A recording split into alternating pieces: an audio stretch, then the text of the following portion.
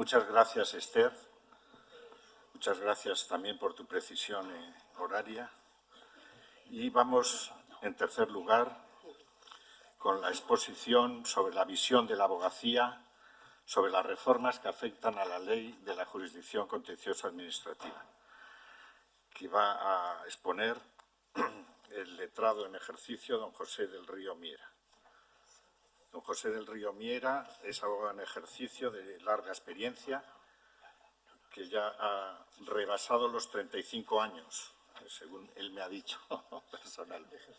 35 años de ejercicio profesional, dedicado fundamentalmente su despacho al derecho administrativo y él personalmente, desde luego, lo sabemos todos, al derecho urbanístico. Tal vez por esos grandes conocimientos sobre el urbanismo, también ha sido vocal y miembro de la Comisión Regional de Ordenación Territorial y Urbanística de la CROTU de Cantabria. Y también vocal del Consejo de la Abogacía. Ha formado parte de la Junta Directiva del Colegio de la Abogacía de Cantabria. Por último, es docente en el Máster de la Abogacía, tanto en materia de derecho administrativo como de gestión de despachos de abogados, que sin duda es algo muy relevante y que los aspirantes al ejercicio profesional, desde luego, tienen que dominar y conocer la experiencia de los maestros. Por tanto, con el mismo tiempo, don José del Río Miera tiene la palabra. Gracias, Rafael. Muchas gracias al Tribunal Superior de Justicia, al Gobierno de Cantabria y al Consejo General del Poder Judicial por dar voz a la abogacía en estas jornadas tan prestigiosas y personalmente al Colegio de Abogados, que tenemos aquí al vicedecano, por haber pensado a mí por intervenir en esta mesa. Bueno, sí, daros las gracias, pues está mucho más cómodo ahí abajo, pero bueno, ¿no? Mi intervención me planteaban que pudiera ser como una especie de intervención en un juicio abreviado, que en función de lo que se fuera comentando y el análisis de las modificaciones pudiera hacer un resumen. Pero la verdad es que luego lo he pensado y siguiendo el símil futbolístico, como diría don Carlo Ancelotti, que no es jurista, pero tiene mucho sentido común, háblame del mar marinero, os invito a que lo hagáis el año que viene. Entonces lo que he hecho ha sido beber en las fuentes del Consejo General del Poder Judicial, del Consejo, del Colegio y comentar durante estas fechas con algunos compañeros que aquí estáis presentes y algunas expresiones vuestras utilizaré y la verdad que ha sido muy enriquecedor para trasladar una visión de la abogacía, ¿no? Mi intervención se va a dividir en, por una parte, lo que podemos llamar las reformas telemáticas o tecnológicas y voy a entrar muy escasamente en la modificación procesal de la ley de la jurisdicción porque entrará Álvaro a continuación, pero si me da tiempo sí que quiero exponer tres aspectos de la misma que ocupan y preocupan especialmente a la abogacía. Respecto a la modificación tecnológica y con las consecuencias procesales, la postura de la abogacía yo creo que es de tranquilidad. Ya hemos transitado por este camino desde la reforma de la Ley de Enjuiciamiento Civil en el año 2000, que me acuerdo que corríamos a presentar los juicios de cognición y menor cuantía ante la incertidumbre de lo que se avecinaba, y no digamos luego ya a partir del año 2011, cuando se introdujo la tecnología en la praxis diaria. Recuerdo cuando nos explicaban el programa Vereda, la plataforma, y la desazón que producía a algunos compañeros, cómo se tenía que presentar, si no funcionaba el correo electrónico, si no funcionaba Internet, etc. Con un esfuerzo entre todos y con la colaboración también de la magistratura, pues eso lo hemos solventado bien y razonablemente. Además, yo creo que en Cantabria, si me permiten que particularice, tenemos cierta ventaja, porque en aquel momento se implementó una plataforma que aquí denominamos Vereda, que funcionaba, creo recordar, en Navarra, y ahora con otro nombre se está implementando, o ya está implementada en el País Vasco y Aragón, que a la postre recuerdo algunas críticas porque no era la que iba a funcionar como LexNet, en lo que podíamos llamar territorio común, pero que parece que está mucho más adaptada y es mucho más eficiente para esta reforma. Creo además que el consejero en aquel momento era Vicente Mediavilla, que estuvo aquí, y bueno, pues yo creo que por una vez en Cantabria, o una de las veces creo que estamos quizá un paso por delante. En cuanto afecta esta reforma a nuestra praxis diaria, a nuestro ejercicio y especialmente a nuestra relación con nuestros clientes, que me permiten que quizá esto no pueda interesar tanto, o sí, tanto a la judicatura como a los funcionarios de la Administración, pues sí lo debo trasladar, rogando cierta empatía porque al fin y al cabo pues formamos parte del sistema. Realmente la reforma, como decía, no es muy sustancial porque al final pues el justiciable va a tener el derecho a acceso al expediente judicial electrónico a través de un correo electrónico seguro desde un punto de acceso general en el que necesariamente estará la carpeta justicia, ¿no? Que no deja de ser un lugar personal en la nube que permitirá recibir las notificaciones y sobre todo tener conocimiento, el acceso del estado del proceso.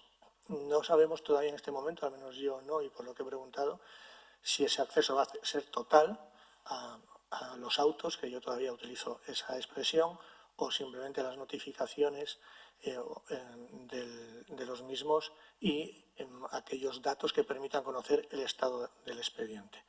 Oí el otro día al juez decano de Santander que parece que el acceso va a ser común. Bueno, pues nos adaptaremos al sistema. Se establece también el sistema de interoperabilidad entre las diferentes sedes jurisdiccionales, que esperemos que funcione mejor que el sistema de interoperabilidad entre las administraciones, si me permiten exponerlo así, y luego pondré algún ejemplo al respecto. Se regula el registro de apoderamientos, que ya está funcionando, ¿no? En Apodera, para nosotros es muy cómodo, porque ya no hay que desplazarse o con el cliente al correspondiente poder acto ante la notaría, y especialmente los juicios telemáticos que Juan ya ha tratado anteriormente. Pero yo me voy a referir a ellos desde el punto de vista de nuestra posición y de nuestro ejercicio como agentes económicos que dice el Tribunal de Justicia, que dice el Tribunal de Defensa de la Competencia, y creo que lo somos, pero también creo que somos algo más. ¿Qué medida la implementación de los juicios telemáticos va a influir en el ejercicio de nuestra profesión? Realmente, yo tal y como leo la norma, parece que los juicios telemáticos van a ser preferentes. Luego hay diferentes aspectos y diferentes excepciones, y creo que así lo comentaba Juan ahora. Afortunadamente, y digo afortunadamente, de la perspectiva localista, la Junta de Jueces de Santander ha establecido de momento la preferencia, si no recuerdo mal, de los juicios presenciales. No sé cuánto durará. Pero esto va a afectar especialmente al ecosistema en el que nos movemos los abogados. Actualmente, nuestra profesión ha evolucionado de una forma exponencial en los últimos años. Me comentaba un procurador amigo que en los tribunales, en este caso se refería a los civiles, la mayoría de juicios que hay ahora son los juicios en masa y de comunidad de propietarios, me decía. Pero es que los abogados que acuden a ello lo cuantificaba en torno a un 50%, ya no son abogados locales, sino son abogados pues que se desplazan porque estarán actuando en nombre de grandes grupos que acceden a contratos a los que los pequeños despachos locales pues nos es más difícil acceder. Esto, sin lugar a duda, se va a reforzar con los juicios telemáticos que probablemente estén pensados para que se desarrollen desde pues, grandes ubicaciones, si no es en Madrid, pues pongo como ejemplo, o en cualquier otro lugar. Y para ello va a ser determinante cómo se desarrolle, según mi criterio, lo que se llaman puntos de acceso seguros y lugares seguros. El otro día escuchaba al juez decano de Santander decir que él tenía la información de que ese desarrollo podía plantear que los despachos de abogados fueran lugares seguros. Las fuentes del Consejo General de la Abogacía me dicen que no prevén esa opción, esa posibilidad, e incluso que no lo sean ni tan siquiera los colegios de abogados. Desde luego los colegios, por lo que tengo entendido, no lo queremos, en la medida que sería desplegar unos medios muy importantes. Pero no sabemos cómo va a ser. Lo cierto es que nos tendremos que adaptar a estas nuevas circunstancias. Me decía Antonio, que está allí, y le gustará que le nombre Gutiérrez con muy buen criterio, que nos va a ocurrir como las tiendas de barrio, ¿no? Que nos van a ir sustituyendo probablemente por las grandes cadenas de alimentación y acabaremos en la abogacía local muy cercana y artesanal, como comentaba Alberto antes tomando el café. Es decir, ya como los sastres de aquellos clientes que quieren un traje a medida. El problema es que cada vez hay menos sastres, ¿no? Total, que nos tendremos que adaptar a esta situación, pues en definitiva somos agentes económicos y mi percepción que vengo trasladando a los compañeros desde hace tiempo es que nuestra permanencia en el sistema será a través de la especialización y probablemente en la colaboración presencial o digital de pequeños despachos. Pero bueno, tiene una gran relevancia procesal, pero entiendo que desde nuestro punto de vista, y así queremos trasladarlo, pues es importante para nosotros. Desde el punto de vista del acceso a la carpeta justicia, que también ha sido una cuestión que se ha comentado bastante, no hay ningún problema desde el punto de vista de la abogacía. Nosotros debemos cumplir esa obligación y bienvenida sea la transparencia. El artículo 48 del Estatuto General de la Abogacía exige que los abogados mantengan puntualmente informados a sus clientes y les demos traslados de las resoluciones más importantes, y eso venimos haciendo. Y en este mundo de la inmediatez, pues estamos acostumbrados a atender a nuestros clientes que nos enviarán un correo electrónico, a los 15 minutos nos llamarán porque no hemos respondido y a los 10 nos mandarán un WhatsApp y los más prudentes nos dirán que les llamemos y los demás nos darán una charla entre 3 y 10 minutos. Bueno, pues ahora nos dirán además que han accedido a la carpeta justicia y que hay una notificación que vence en 5 días, acudiremos a ella y probablemente sea para la parte contraria. Pero bueno, esa es la realidad en la que estamos. Yo creo que sería una buena idea desarrollar un chatbot que contestara automáticamente todo esto. Le contestaremos por cualquiera de los medios por los que ha contactado con nosotros, ¿no? Pero bueno, esta es, más allá de la broma, tenemos la obligación de informar a nuestros clientes y eso es una buena práctica. Desde el punto de vista procesal, que comentará Álvaro, y además hoy con la democratización del acceso a la información, pues nos permite acudir a blogs tan interesantes que nosotros seguimos en el despacho, como el tuyo, y profundizar en la reforma. Pero me voy a referir a algunos aspectos que especialmente preocupan a la abogacía y así se reflejan en diferentes resoluciones y cuestiones que me han trasladado desde el Consejo. Hay un aspecto en el que voy a hablar de algunos, voy a dar una opinión personal por si acaso es demasiado crítica y no quiero asumir esa carga de asumir la representación que no tengo de nadie, y es aprovechando la modificación del artículo 55 en cuanto a la ampliación del expediente, que yo valoro positivamente la posibilidad de que se solicite la ampliación del expediente y que se prime si se realiza dentro de los 10 primeros días y además se admite, ¿no? Pero quiero reseñar que se incorpora, se traslada, yo creo, como por recuerdo, porque en definitiva ya está en la Ley 39/2015, lo que es qué debe componer el expediente administrativo, ¿no? El artículo 70, la Ley de Procedimiento Administrativo Común y especialmente el apartado 4. Eso junto a la necesidad de que ya no solo el Tribunal Supremo, sino ya con la ley se establece la necesidad de que sea un expediente foliado, etcétera, es decir, que nos permita acudir y entenderlo, lo cual ha sido una auténtica odisea, creo que para todas las partes que intervenimos. Y lo digo porque no sé cómo funcionará en el futuro, si está funcionando el sistema de interoperabilidad entre las sedes jurisdiccionales, pero nuestra experiencia o mi experiencia personal en cuanto al expediente administrativo al que me tengo que referir porque va a llegar al juzgado, ojo que también se nos advierte de qué debe formar parte de lo que no debe formar parte del mismo y se debe proponer en prueba a la que quizá podemos haber accedido como interesados en la fase administrativa, entre comillas, porque ya les digo que no es fácil acceder. Bueno, pues el expediente administrativo telemático, digital o como electrónico y el derecho de acceso para mí es una quimera, las dificultades para acceder al mismo son enormes. El objetivo de papel cero en la administración, que se implementó, si no recuerdo, del año 2015, es lo mismo. Lo digo como abogado de particulares, pero también cuando defendemos alguna administración y me he preocupado de comprobarlo desde el punto de vista práctico. La posibilidad de acceder a un expediente administrativo cuando te apodera el administrado, que debe estar relacionado, entiendo, con los principios de transparencia, eficacia y eficacia y eficiencia, pues está muy limitado. Yo he hecho la prueba durante esta semana pasada en diferentes sedes de la Administración. Unas realmente lo tienen mejor y otras peor. Las pequeñas administraciones lo tienen más difícil y realmente puedes acceder a lo que tú has presentado y a lo que te han notificado. Y en cuanto al trámite hay una flechita que dice en trámite. Eso no es eficaz. Hablaba con Germán preguntándoles una fuente a la que acudo habitualmente, el interventor de Polanco, pero ¿por qué no se da el acceso total?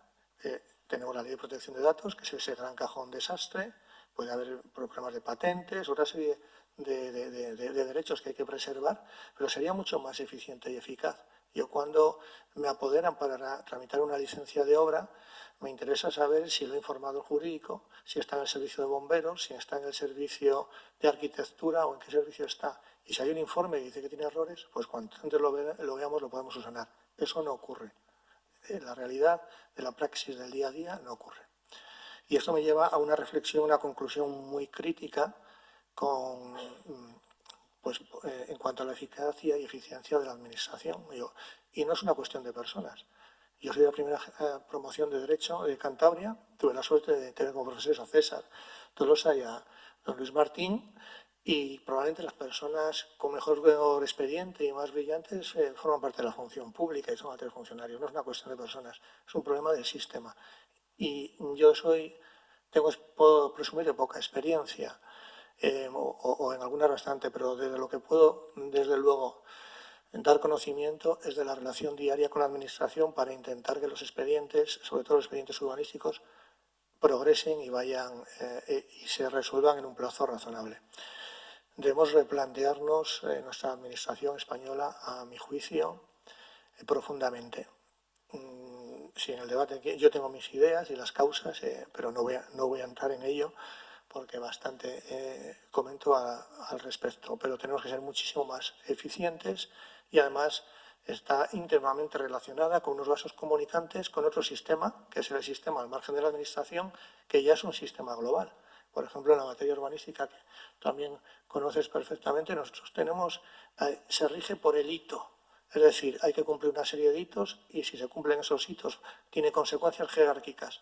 Desde el dueño del servicer, que son los que ahora actúan en la gestión de los activos, que todos son dueños de fondos de inversión extranjeros, hasta el director de España, hasta el correspondiente delegado territorial. Y si se cumple ese hito, pues tendrá consecuencias positivas y si no se cumple, pues las tendrá negativas. Para que se cumpla el hito tiene que haber un acto administrativo. Y entonces hay una descoordinación. No digo que lo primero sea lo mejor, porque vivir así, con esa presión, tampoco es lo más agradable, pero creo que debemos llegar a entender a que los sistemas puedan coexistir de forma un poco más coordinada. Por otra parte, me voy a dejar por cumplir el tiempo, el artículo 60 respecto a la prueba, que era una petición del Consejo General de la Abogacía, y me voy a referir a las costas procesales. El Consejo General de la Abogacía, desde un acuerdo ya del año 2017, lo que plantea es volver esencialmente al mismo texto original del 98, un poco en lo que comenta Esther, que rige el principio de la mala fe o la temeridad, o cuando la demanda carezca manifiestamente de fundamento o el recurso pudiera perder su finalidad legítima. Esa igualdad de armas entre la Administración y el administrado, sobre todo desde el punto de vista económico, no es tal. Me parece muy interesante, como siempre, la intervención de nuestro maestro Luis Martín Rebollo, cuando decía que en Francia la Administración hay que pedir autorización para presentar el recurso. Bueno, pues aquí lo fácil para la Administración, y no lo digo en tono de crítica, porque yo haría lo mismo, pues mira, que lo resuelvan los tribunales. Pero si es que no queremos que lo resuelvan los tribunales, lo que queremos es que se resuelva pronto, porque eso es lo más eficiente y económicamente más rentable. Entonces, desde la abogacía lo que se plantea es volver en estos términos. Porque además, esta posibilidad de que no se impongan las costas cuando existan serias dudas de hecho o de derecho, según nuestra percepción, la praxis diaria nos indica que en la mayoría de los casos existen serias dudas de hecho o de derecho. Sin embargo, la praxis diaria también nos indica que rara vez se aprecia en las sentencias que existan serias dudas de hecho o de derecho, ¿no? Y estamos llegando casi a un vencimiento objetivo. Afortunadamente, se están estableciendo, por ejemplo, en los autos de inadmisión del Tribunal Supremo, los juzgados de primera instancia, unos criterios.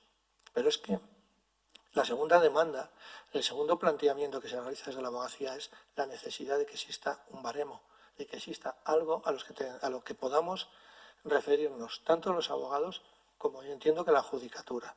Porque si no, ¿cómo podemos cumplir nosotros nuestro propio Estatuto General de la Abogacía, cuyo artículo 48.4 dice que los abogados deberán informar al cliente de los honorarios que van a cobrar mediante una hoja de encargo, de las posibilidades de éxito y además del coste aproximado del proceso? Eso, además, se va a elevar a la categoría de ley orgánica en la ley de defensa que se está tramitando y que así lo recoge. Yo pongo algunos ejemplos. Esta misma semana estábamos con unos clientes que querían plantear una reclamación de unos 30.000 euros a un ayuntamiento y quizá, en función del estudio, a una entidad urbanística colaboradora, y nos pedían un presupuesto que se lo podemos facilitar, se lo debemos facilitar y así lo hacemos por unas buenas prácticas. Pero, sin embargo, cuando nos decían cuál era el coste del proceso, pues podemos tomar orientativa las normas, pero no podemos, y el coste del proceso puede ser hasta un tercio de la cuantía, desde 0 o desde 1 euro hasta 10.000 euros. Y si demandamos además a la entidad urbanística colaboradora, 20.000. No va a ser esa cantidad, porque impera el sentido común, la proporcionalidad, pero tampoco podemos establecer un criterio. Entonces, efectivamente, somos agentes económicos, según defensa de la competencia, pero somos algo más. Y los colegios de abogados, en función de las sentencias del Tribunal, de la Sala Tercera, del Tribunal Supremo, sobre las sanciones de defensa de la competencia, importantes sanciones por encima de 1 millón de euros, actualmente no utilizan, al menos expresamente, los baremos, ¿no? Y sí que lo que les puedo trasladar, incluso creo que intentó el Colegio de Barcelona regular los baremos siguiendo la doctrina del Tribunal Supremo sobre estas sentencias, y la verdad que su aplicación práctica fue imposible, según me trasladan. Lo que sí les puedo trasladar es una información muy novedosa, que no sabemos si eso se llevará a cabo finalmente o no. Y me decía la presidenta, nuestra presidenta, que en una reunión de esta semana, precisamente con el ministro, parece que se va a aceptar la propuesta de la abogacía de que no en la ley de defensa, como se pretendía, sino que en estas leyes de eficiencia procesal se acabe recogiendo algo que solucione este problema. No sé exactamente cómo, porque ya lo tenemos en la ley de colegios profesionales y luego, pues en este momento no nos sirve. Quizá hasta que se plantee un baremo anual que se pueda actualizar por la Administración. A mí particularmente no me importaría. Yo lo que quiero es poder decir a un cliente cuánto le va a costar el proceso para que pueda tomar la decisión, como un fontanero me dice cuánto va a costar arreglar una cañería o cuánto me va a costar poner unas ventanas. Entonces, esa es una demanda que parece que está en el buen camino y, bueno, pues no sabemos cómo se va a plasmar. Tampoco sabemos si se van a convalidar los decretos o cuándo se van a convalidar. Supongo que así sea. Y ya respecto, y finalizo antes de que me digas que vaya acabando, con una pequeña reflexión sobre lo que se ha dicho estos días, siguiendo lo que me comentabais, y no puedo dejar de insistir en el expediente electrónico y las medidas de eficiencia que muy interesantemente comentaba ayer Vicente. Yo creo que esa implementación de las medidas de eficiencia en la Administración no basta con normar, con legislar. El problema es la implementación, la aplicación. Me viene a la cabeza esta doctrina del Tribunal Supremo respecto a los planes generales, que decía que un plan general es un dibujo muerto y no se cumple el interés público si no se materializa, si no se ejecuta, si no se lleva a cabo. Y yo creo que esto exige un esfuerzo por todos. Pongo 2 ejemplos que me han ocurrido, además, esta semana. Uno es relativo a la tramitación de un estudio de detalle en un ayuntamiento que no voy a decir, en donde era muy importantísimo que se pudiera aprobar definitivamente. Además, luego cuando se lleve a cabo generará empleos importantes. El arquitecto, que lo tenía pendiente de informar, después de tramitarlo diligentemente el abogado, gracias a una llamada, porque pues ya nos conocemos después de muchos años y esto es una comunidad pequeña, dijo que lo informaba, pero eso lo podía informar, pero él lo informa en papel. Necesita que se lo impriman. A mí eso no me parece mal, encima me estaba haciendo un favor. Nosotros en el despacho somos 10 abogados y yo no trabajo con papel hace tiempo porque soy una rara avis y otra compañera, los demás lo imprimen. Pero el problema es que no tenía quien se lo imprimiera. Y lo que tuvimos que hacer es ir a nuestro despacho, acudir a la sede electrónica de esa administración, imprimir el documento que habíamos presentado, en donde constaba el registro de entrada, y llevárselo en papel para que nos lo imprimiera. Esto no puede ser. Esto se tiene que resolver y este país no puede sustentarse por mucho más tiempo así. Y la segunda anécdota que les comento, por llamarlo anécdota, es sobre las medidas de simplificación, la declaración responsable, por ejemplo, que se están implementando. Deberíamos poner en las administraciones artículo 103 de la Constitución española, como se ponía un escudo. En Cantabria, desde el 29 de diciembre, creo que es, por diversas modificaciones de la ley del suelo, se ha implementado la declaración responsable, por ejemplo, para las actividades que no estén sujetas a comprobación ambiental. Lo dice clarísimamente el artículo 234. Yo peno por las administraciones, entre comillas, y los compañeros, para hacer cronogramas que nos piden para presentarlos, y esta semana en un ayuntamiento me decían que no lo aplican. Pero ¿cómo no lo vais a aplicar? Porque no tenemos una ordenanza, pero si es que la ley no pide que se haga una ordenanza, es que no estamos acostumbrados. Es que además los técnicos dicen que los proyectos llegan muy mal y luego tienen que ir y tienen que parar la obra, etcétera. Y estas medidas de implementación, estoy hablando de una norma, de una ley, que es de aplicación inmediata, pues no se llevan a cabo en la realidad. Y no se llevan a cabo porque existe temor y yo estoy convencido además que en ese caso en el que estuve reunido es que no sabían que se había modificado. Es necesario trasladar a la administración algunos principios de la empresa privada. Algunos digo, no todos, porque no todos son buenos en mi opinión, pero yo creo que es sobre todo la formación y la productividad, quizá, pero bueno, eso ya no quiero entrar en ello. Y bueno, con esto finalizo y muchas gracias por su atención.